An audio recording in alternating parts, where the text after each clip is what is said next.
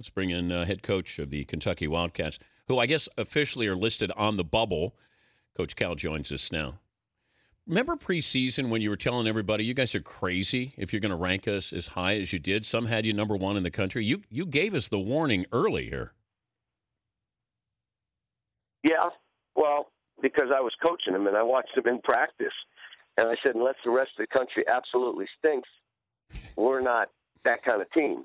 The leadership, too young, not skilled. But I looked around the country and said, if we'll compete, we're going to be all right. And look, here's what I would tell you. The only thing that disappoints me in all the talking heads, we won without Willie. We're winning now without Nerlens. We beat Missouri and Florida without Nerlens. They want to talk about, well, he doesn't have Nerlens. What about these other players I have and what they've accomplished?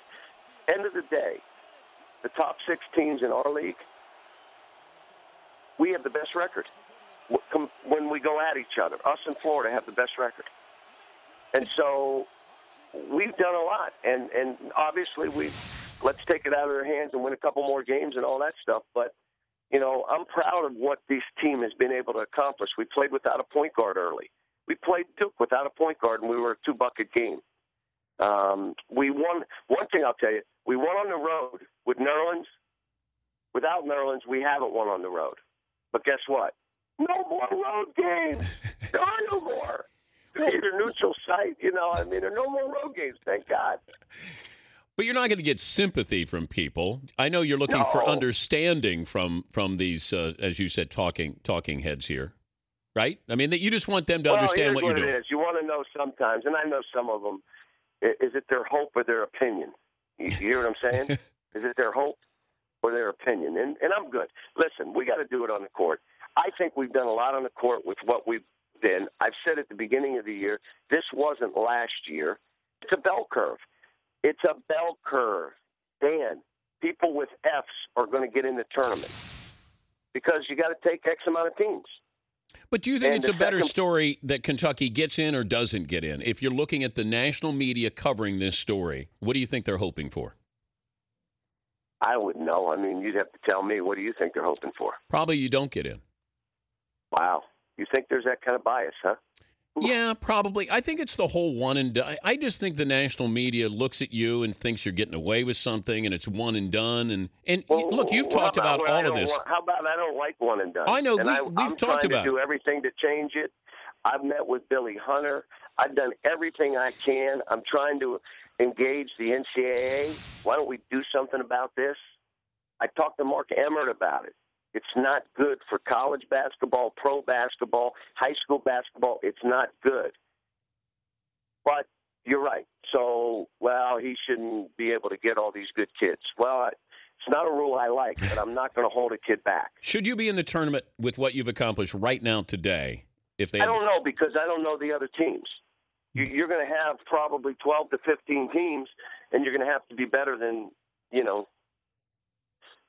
4. It's kind of like the Bears chasing us. We just got to be faster than those other 10. You know what I'm saying? It's not like I'm not fast, but let me be faster than these guys. I trust the committee. I don't think, again, if it was the media in there, we probably wouldn't get in. Even if we won our tournament, they try to keep us out. No, you'll get in. But, I'm not. That's fine. It's not them. You got a bunch of people in the room that I think are fair-minded, and at the end of the day, if we don't take care of business, we don't deserve to get in. But we've been through a lot, and this team has survived, which is amazing. Amazing. All that they've been through. But we will see. What'd you learn about yourself this season? Great experience for me. Humbling experience, because you start winning 30 every year, you think just because you're coaching you're going to win 30. It's not the case. This stretched me more than I've ever been stretched as a coach to come up with ways to keep this team going and keep them learning and keep them growing, especially when they were looking for every excuse imaginable to stop, to let go of the rope. It also taught me about, look, this group we have coming in next year, and it's not done yet, but this group we have coming in next year, and I'm going to talk about it today. I'm blogging something about players first. That doesn't mean player first. It's players first. That's what we teach here. My job is to love these guys. Their job is to love each other. That we've got to do an unbelievable job like we've done. I think in the past when we have young kids and a mix of returning players, to get them to be the best team, the best defensive team, the most driven team, the hungriest team that yet is humble, we got away from that. And so for me, I look at this and say, this is going to get me on point for next year. So maybe this year was to prepare me for next year. I don't know. He's John Calipari. But it was a great experience. Kentucky head coach, joining us, Dan Patrick Show. You're always open and honest with your kids if they should go pro or not. Nerlens Noel, should he go pro? Well, he's having surgery. He's going to have too much of rehab.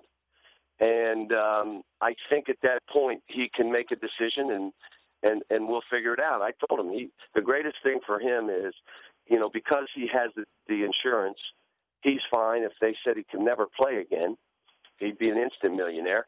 If he goes, I think he'd still be one of the top 3 picks. And if he wants to come back, he's academically eligible. He's doing the surgery over spring break, so he doesn't miss class. So he can do it. Dan, we had a 3.1 grade point average as a team this year with 9 players over a B average. Well, they don't care about academics. It's only one and done. He doesn't. Okay, not true. You can say it over and over and over. They're one and done. These kids, like him, he can come back and go to school if he chooses to. Yeah, but what would you advise him to do? I don't know yet because the surgery hasn't been done. Yeah, but you know what happens? They're going to say the surgery's successful. Every surgery's successful. So you have the rehab. Well, yeah, but you have to rehab. Yes. So if he rehab, I already told him, the hardest thing he's ever going to undertake in his life. Ask Rondo. Rondo had his mother come to be with him. He said it was so painful. So you had RJ3 have the same surgery from the same doctor, Dr. Andrews. You had Adrian Peterson have it from the same surgeon. Those guys all came back or will come back. Adrian came back, MVP. Other players have all come back from this injury, but the rehab is the key. If he's slow in the rehab, he should come back. If he's attacking the rehab, then he'll have options. So I don't know until he gets through at least a month and a half of the rehab where he is. Yeah, but, given the way he plays, I'm going to guess he's going to attack rehab the way he attacks. And that's what I loved about the kid is he didn't quit on shots. He went after. I mean, he got hurt on that's a hustle. That's how he got hurt. I know. That's how he got hurt. I know. I like that. Hurt. Yeah. Yeah. But, I can't tell you right now. But, again, it's a family decision that if they choose to do it, I will support them. If he chooses to come back, I'm going to be, as they leave my office, I'll do 2 backflips. But I'm not going to, you need to come back and I'll help you make free throws better. So basically I'm saying I want you to help me win more games. You look at Anthony Davis and Michael, and, yeah, they're learning on the job. Darius Miller, Deron Lamb, and Terrence Jones, they're learning on the job. Brandon Knight. And by the way, he got dunked on. What did you want him to do? Just give him a layup? Did you? The kid's a competitor. Did you tweet him or did you email or text him? I haven't, but it makes me mad. Everybody, it's embarrassing. Yeah, you know why? Because you would let him go just score and not even try something. The kid's an ultimate competitor. But you go right down the line of guys that are in there fighting. It's a decision each kid has to make on their own. Now, I may tell them, look, are you sure you're up for this? You understand it's a man's world. If you're not emotionally ready, you shouldn't go. If you're not ready to say no to everyone around you, you shouldn't go. So, there's time, but we got, let me tell you, they're acting like 3 of my other guys are going to have a chance to be drafted. Oh, I think you're going to have some one and dones. Well, whether they're ready or not, we'll have to see. Yeah, so. I know.